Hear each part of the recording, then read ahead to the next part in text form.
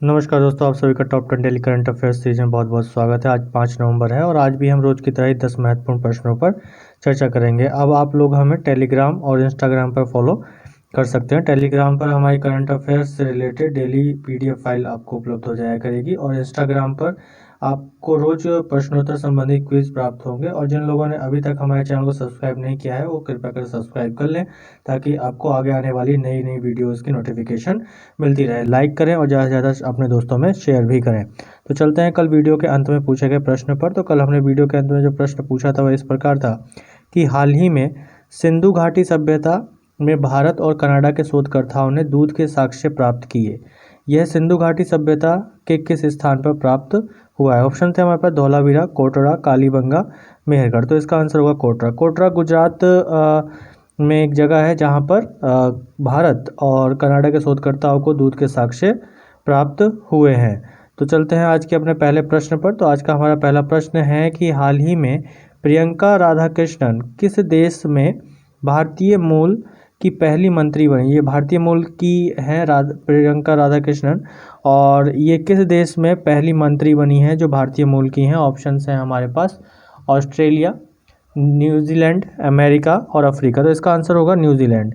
Priyanka Radhakrishnan New Zealand में पहली भारतीय मूल की मंत्री बनी है और उन्हें सितंबर 2017 में लेबर पार्टी से, वहाँ की लेबर पार्टी से संसद सदस्य के रूप में पहली बार चुना गया था। और न्यूजीलैंड एक प्रशांत महासागर में स्थित एक द्वीपीय देश है। इसकी राजधानी वेलिंगटन है। प्रधानमंत्री जैकिंडा आर्डनर और मुद्रा न्यूजीलैंड डॉलर है। इसके अलावा अगर हम देखें तो न्यूजीलैंड एक संसदीय लोकतंत्र है, लेकिन इसके साथ ही एक संवैधानिक रूप से राजतंत्र भी है जहां महारानी का शासन है और महारानी की ओर से गवर्नर जनरल प्रतिनिधित्व करते हैं।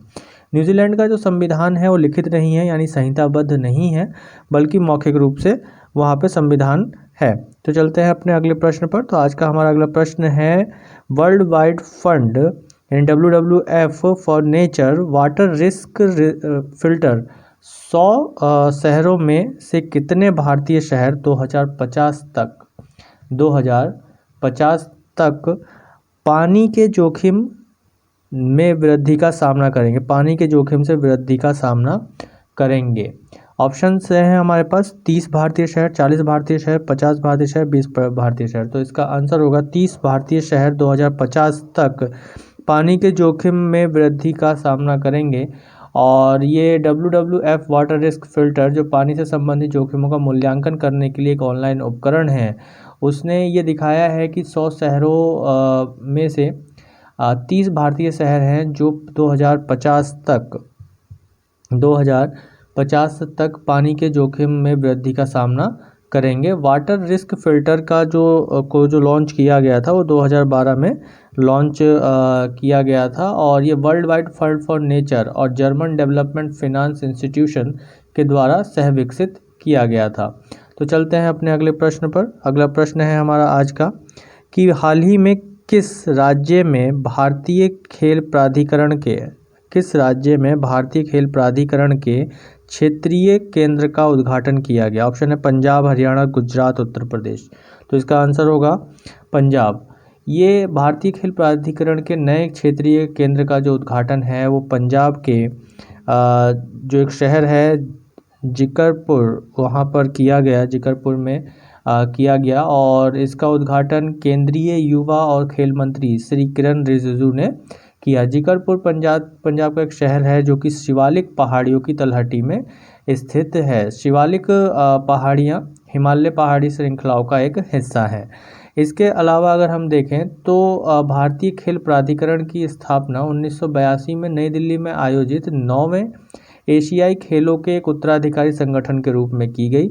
और अगर हम यहाँ पे एक नज़र एशियाई खेलों पर भी डालें तो अगला जो एशियाई खेल है 2022 में जो आयोजित होगा वो कहाँ आयोजित होगा? होंगझू, चीन में आयोजित होगा।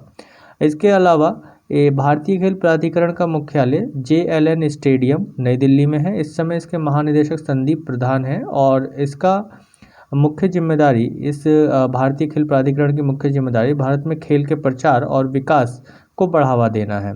तो चलते हैं अपने अगले प्रश्न पर। अगला प्रश्न है हमारा कि हाल ही में चौथे सिख गुरु का प्रकाश वर्ष मनाया गया। चौथे सिख गुरु का प्रकाश वर्ष मनाया गया। सिखों के चौथे गुरु निम्न में से कौन हैं? तो गुरु ऑप्शन है हमारे पास गुरु रामदास, गुरु गोविंद सिंह, गुरु अर्जन देव, गुरु हरगोविंद सिंह। तो इसका आंसर होगा गुरु रामदास। गुरु रामदास सिखों के चौथे गुरु हैं और इनका जन्म 1534 ईस्वी में हुआ और 1574 में ये सिख गुरु बने और इन्होंने अमृतसर के पवित्र शहर की भी स्थापना की तथा झील के निर्माण को शुरू किया जो स्वर्ण मंदिर के चारों ओर स्थित है। उन्होंने गुरु अमरदास द्वारा पेश किए गए धार्मिक संगठन की जो एक मंजी प्रणाली थी उसके साथ साथ मनसद संस्था का भी विस्तार किया। उन्होंने अपने बेटे को अपना उत्तराधिकारी नियुक्त किया और गुरु अर्जन देव पांचवें सिख गुरु थे जो गुरु रामदास के बेटे थे। तो चलते हैं अपने अगले प्रश्न पर। अगला प्रश्न है हमारा, संयुक्त राष्ट्र और यूनाइटेड किंगडम ने किस देश को राजनीतिक कैदियों को रिहा करने के लिए कहा है? किस देश के राजनीतिक कैदियों को रिहा करने के लिए कहा है? ऑप्शन है हमारे पास बेलारूस, नॉर्वे, रूस, स्वीडन। तो इसका आंसर होगा बेलारूस। बेलारूस ने जो है कुछ राजनीतिक कैदियों को गिरफ्तार किया है, जिसमें हम देखते हैं कि बेलारूस में कुछ प्रदर्शनकारी हैं जो सरकार विरोधी प्रदर्शन कर रहे हैं। उसका कारण ये है कि अभी हाल ही में यहाँ पर चुनाव हुए थे जिसमें यहाँ के जो राष्ट्रपति चुनकर आए अलेक्जेंडर लुकाशेंको, उनका लोगों का यह आरोप है जो विरोधी पक्ष में है और जो दूसरे प्रदर्शनकारी लोग हैं उनका यह आरोप है कि अलेक्जेंडर लुकाशेंको जो है वो फर्जी तरीके से वोट ट्रैम्प करके जीत कर आए हैं और चुनाव एक बार फिर से होने चाहिए, ये उनकी मांग है। और ये राजनीतिक रूप से प्रदर्शनकारी हैं जिनको अलेक्जेंडर लुकाशेंको ने गिरफ्तार करवाया है। और इसके साथ ही यूनाइटेड किंगडम ने भी ये बोला है कि स्वतंत्रता और स्वतंत्र मीडिया पर प्रतिबंध हटाने का आग्रह जो है बेलारूस से किया गया है। और बेलारूस की अगर स्थिति देखें तो बेलारूस यूरोप में एक लैंडलॉक कंट्री है जो जिसकी सीमाएं ये बेलारूस है, आपको नज़र आ रहा होगा, ये बेलारूस है और इसकी सीमाएं लिथुआनिया, लाटविया, रशिया, यूक्रेन और पोलैंड से लगती हैं। इसके वर्तमान राष्ट्रपति कौन है? अलेक्जेंडर लुकाशेंको हैं और इसकी राजधानी मिन्स्क है और मुद्रा बेलारूसी रूबल है। तो चलते हैं आज के अपने अगले प्रश्न पर। अगला प्रश्न है हमारा, 15वां वित्त आयोग अपनी रिपोर्ट राष्ट्रपति को सौंपेगा कब? 5 नवंबर, 8 नवंबर, 9 नवंबर या 10 नवंबर। तो इसका आंसर होगा 9 नवंबर। 9 नवंबर को 15वां वित्त आयोग अपनी रिपोर्ट जो है उसकी वित्तीय वर्ष 2021-22 से 2025 और 26 की इसके बीच की जो एक पूरी वित्तीय रिपोर्ट है वो 9 नवंबर को राष्ट्रपति को सौंपेगी। 15वां वित्त आयोग सौंपेगा और 15वें वित्त आयोग का जो गठन है वो 27 नवंबर को किया गया। 27 नवंबर 2017 में किया गया था और इसके जो अध्यक्ष हैं नंद किशोर सिंह यानी NK सिंह 15वें वित्त आयोग के अध्यक्ष हैं। NK सिंह 15वें वित्त आयोग के अध्यक्ष है। कौन अध्यक्ष है? NK सिंह, नंद किशोर सिंह। ठीक है, कब स्थापना की गई थी या गठन कब किया गया था 15वें वित्त आयोग का?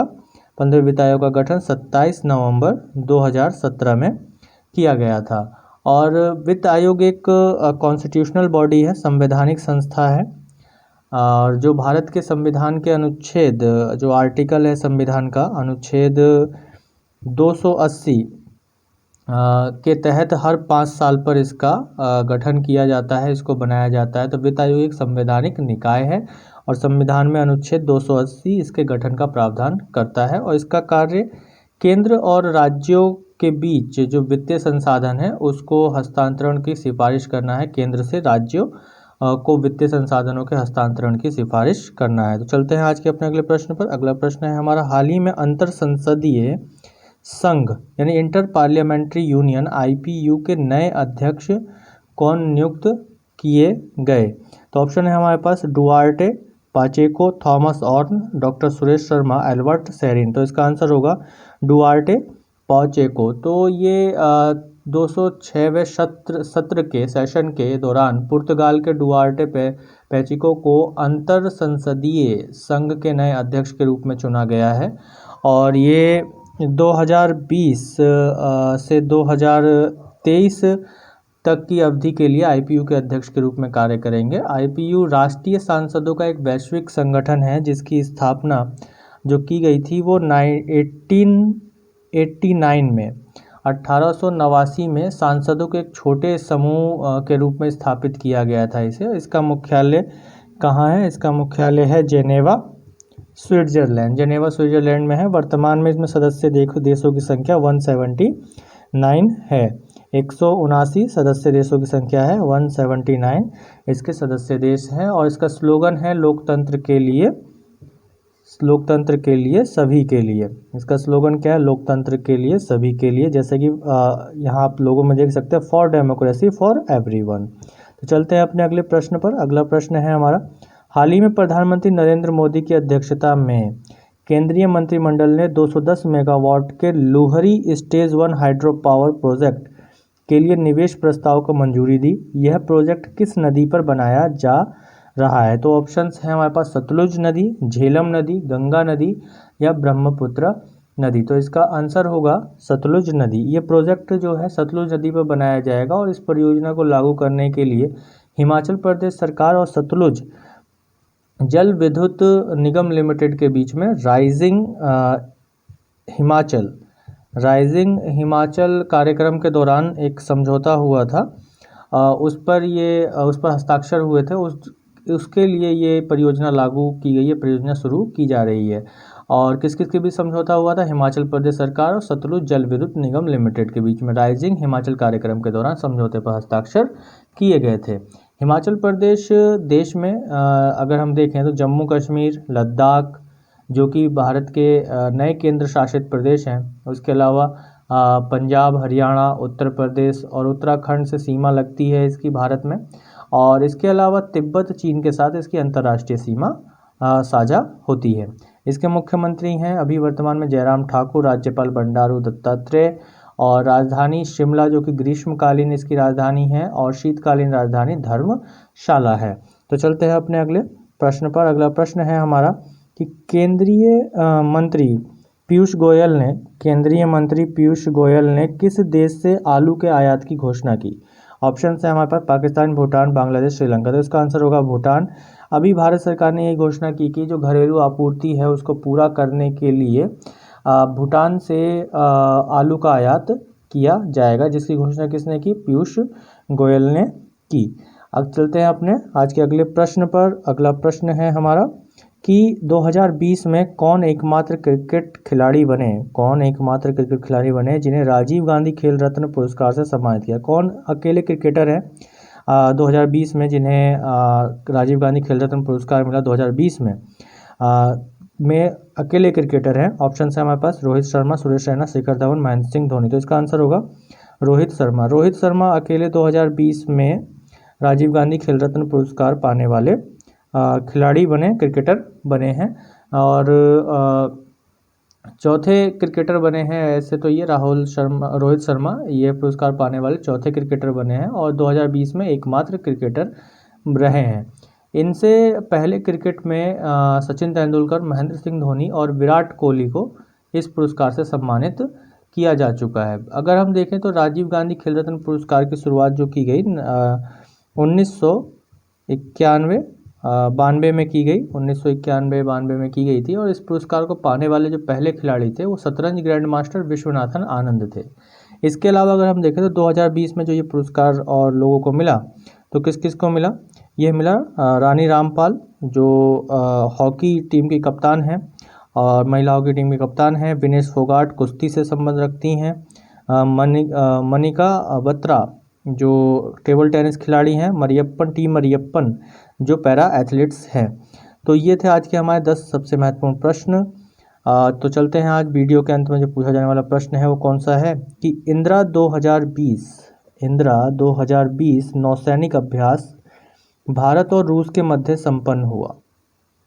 इस अभ्यास का आयोजन निम्न में से किस सागर में किया गया? ठीक है, इंदिरा जो युद्धाभ्यास है वो नौसैनिक युद्धाभ्यास वो भारत और रूस के बीच संपन्न हुआ है। और प्रश्न है हमारा कि ये जो आयोजन हुआ इस अभ्यास का नौसैनिक अभ्यास का वो किस सागर में किया गया? ऑप्शन है हमारे पास अरब सागर, अंडमान सागर, दक्षिण चीन सागर और जावा सागर। तो इसका आंसर आप सभी को कमेंट बॉक्स में देना है, ज़रूर दीजिएगा। तो अब आप लोग हमें टेलीग्राम पर फॉलो कर सकते हैं। टेलीग्राम का लिंक ये आपके सामने है। इस पर आप टेलीग्राम में जाकर अगर आप ये लिंक डालेंगे, ये लिखेंगे, इस नाम से सर्च करेंगे तो आपको हमारा चैनल मिल जाएगा और उस पर हमारे इस वीडियोज़ की जो PDF फाइल्स हैं वह वहाँ पर उपलब्ध हो जाती हैं। इसके अलावा आप लोग हमें इंस्टाग्राम पर भी फॉलो कर सकते हैं, जहाँ पर हमारे डेली क्विज़ डाले जाते हैं और वहाँ पर आप उन क्विज़ को सॉल्व करके अपने नॉलेज को बढ़ा सकते हैं। इसके अलावा हमारे यूट्यूब चैनल को ज़रूर सब्सक्राइब करें और जिन लोगों ने अभी सब्सक्राइब नहीं किया है जल्द से जल्द सब्सक्राइब करें और अपने दोस्तों में भी ज़्यादा से ज़्यादा शेयर करें। धन्यवाद।